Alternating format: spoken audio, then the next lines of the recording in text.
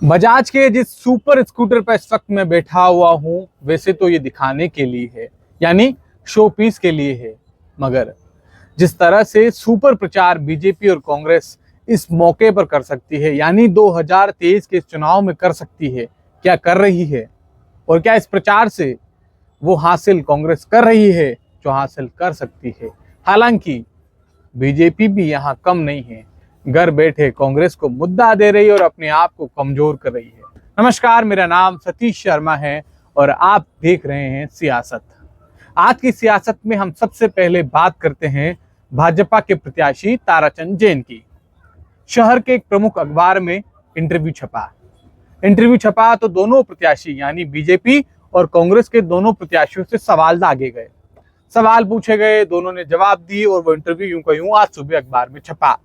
लेकिन सवालों के साथ ही ताराचंद जैन ने गौरव वल्लभ से पूछा कि आप शहर में ब्राह्मण कार्ड खेल रहे हैं, आप वैष्णव बाबा हैं, और इसी बाबा शब्द से उदयपुर में अब तमाम वैष्णव समाज के लोग नाराज हैं।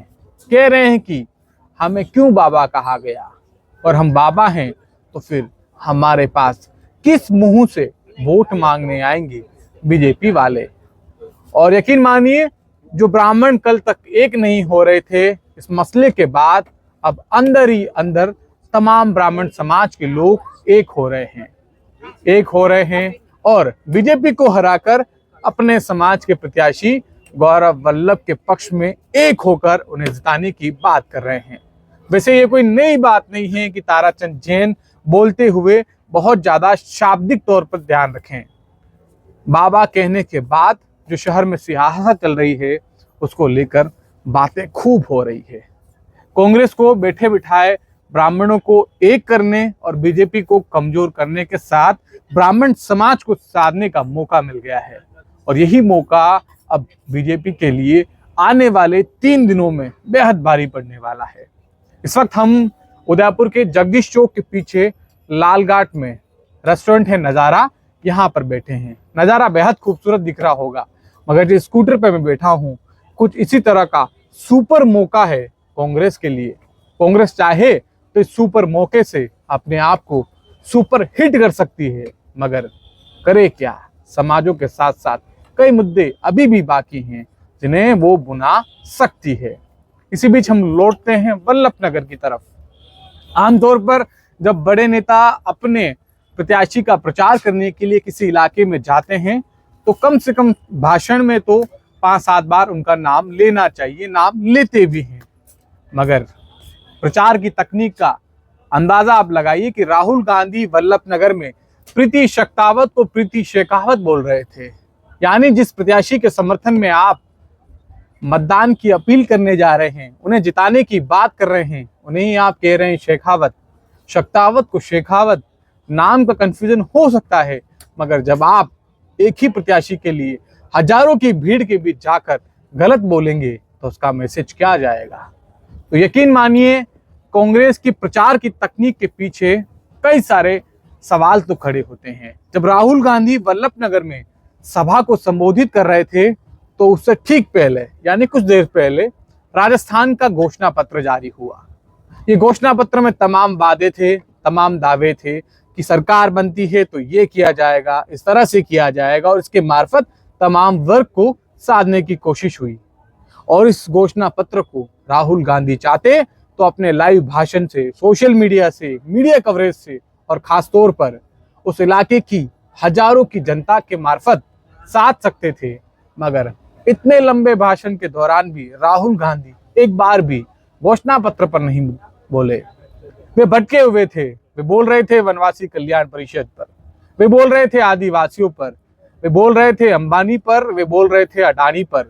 मगर साहब, ये मेवाड़ है, आपको स्थानीय मुद्दों पर बात करनी चाहिए थी।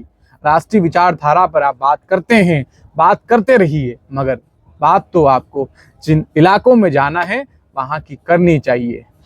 तो यकीन मानिए, लाखों रुपए का खर्चा करने के बाद कई बार प्रत्याशी नर्वस हो उठता है। कुछ यही स्थिति मुझे लगता है आज वल्लभ नगर में भी हो रही होगी, जब नाम गलत लिया जाता है।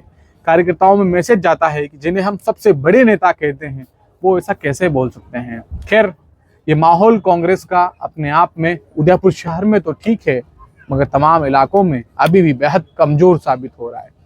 डबोक इलाके में यूपी के मुख्यमंत्री योगी आदित्यनाथ की सभा हुई। जैसे ही सभा हुई तो तमाम समर्थकों ने जो नारे आमतौर पर उनकी सभा में लगते हैं वो लगने शुरू हो गए।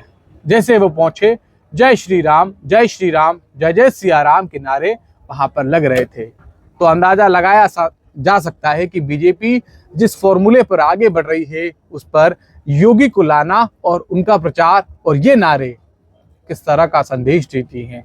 और ये प्रचार वोटों में यकीन मानिए ध्रुवीकरण की ओर बढ़ने वाला है। चिंता तो खैर कुलदीप सिंह की भी बढ़ गई है, क्योंकि यहाँ पर अब योगी आ गए हैं और योगी का आना और युवाओं का उनके साथ कम होना अपने आप में एक समानता बताता है कि उनके साथ युवा वोटर्स के आने वाले दिनों में कमी होने वाली है।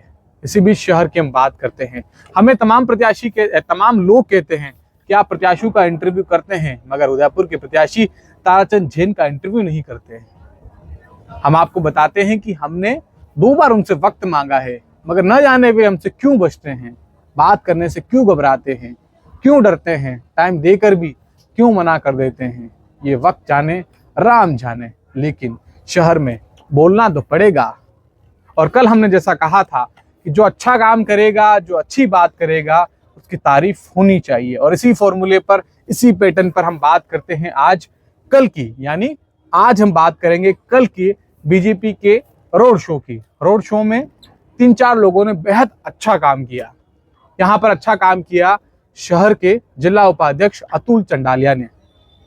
अतुल चंडालिया के पास जिम्मेदारी थी कि वे स्वागत का तमाम जिम्मा अपने साथ रखे। हालांकि यहाँ झंडे लगवाने की और झंडे को सही ढंग से फहराने की जिम्मेदारी थी जगदीश सुथार के पास।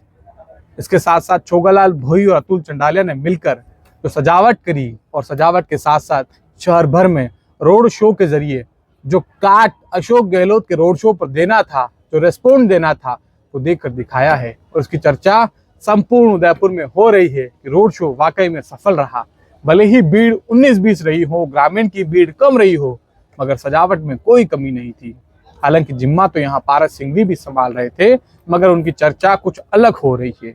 चर्चा हो रही है कि सिर्फ व्यापार समूहों तक क्यों वो सीमित रहे। वो भी चाहते तो प्रमोद सामर की तरह बिना बुलाए ऊपर आकर माइक संचालित करते, मगर कहते हैं कि साहब संघ के लोग हैं, इस तरह से वो आना पसंद नहीं करते। तो फिलहाल आज की सियासत में इतना ही। इसी तरह के इंटरव्यूज हम आगे भी आपको दिखाते रहेंगे और पॉलिटिकल अपडेट्स देते रहेंगे। नमस्कार।